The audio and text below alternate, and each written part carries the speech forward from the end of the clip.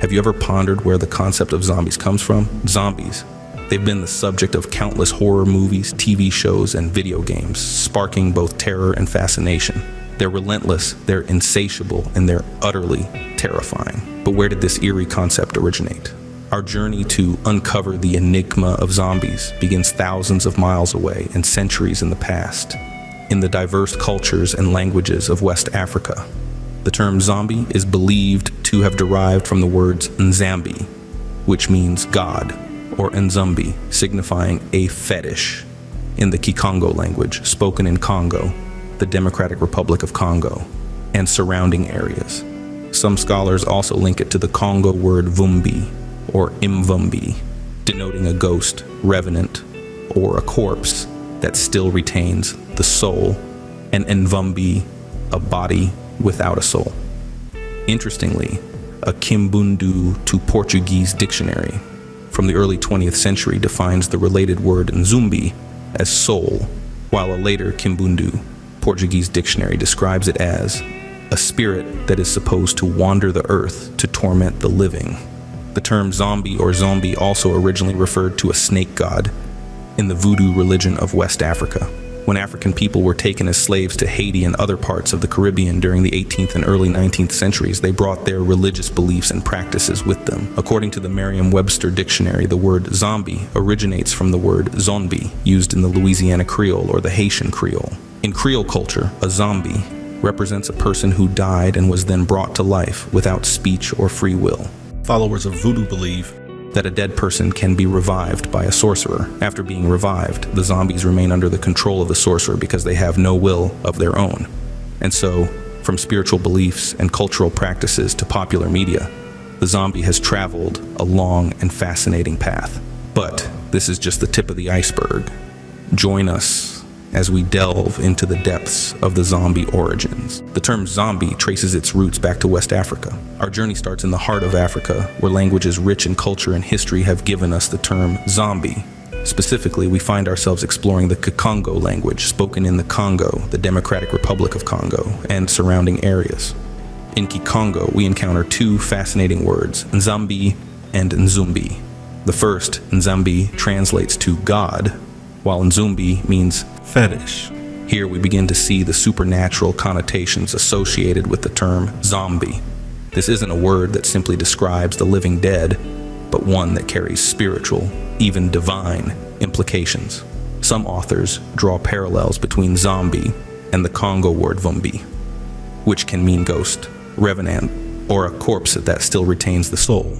The term nvumbi is used to denote a body without a soul.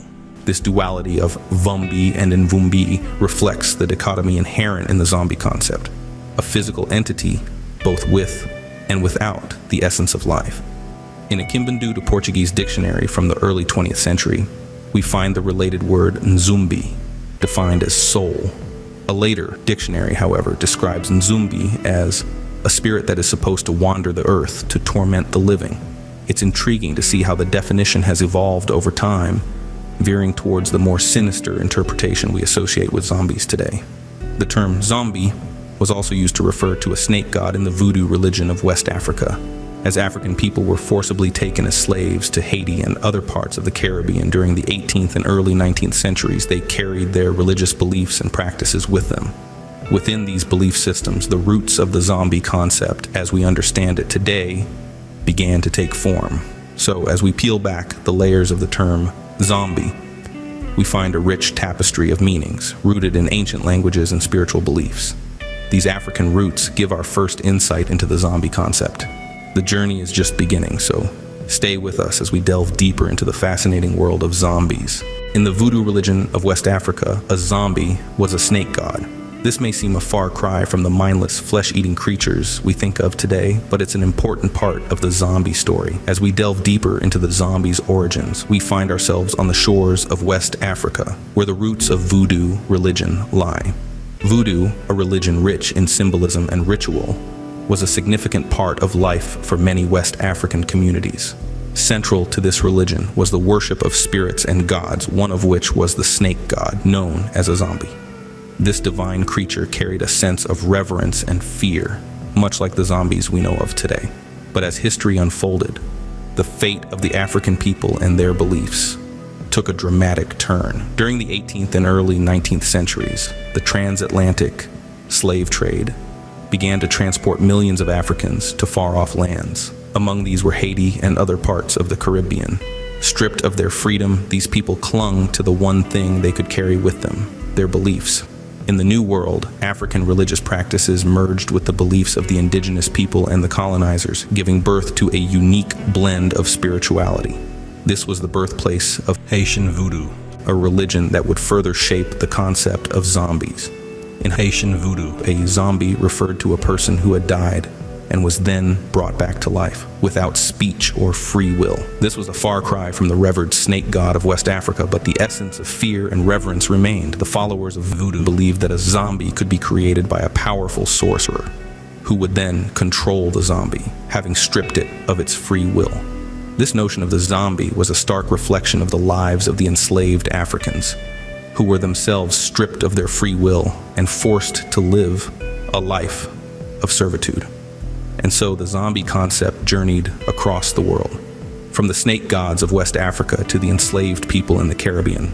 The zombie story is a tale of transformation and survival, a testament to the strength and resilience of a culture and its beliefs. The term zombie has been adapted and changed in literature.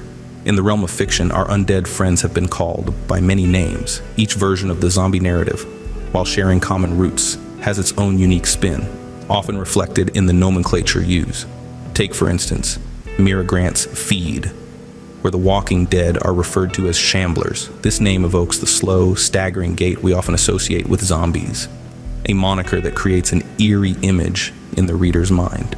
In The Girl with All the Gifts and The Boy on the Bridge by M.R. Carey, they're called hungries, a term that reflects their insatiable hunger for human flesh, a chilling reminder of their predatory nature. Moving on, we have Rotters from the Deadlands by Benjamin Percy.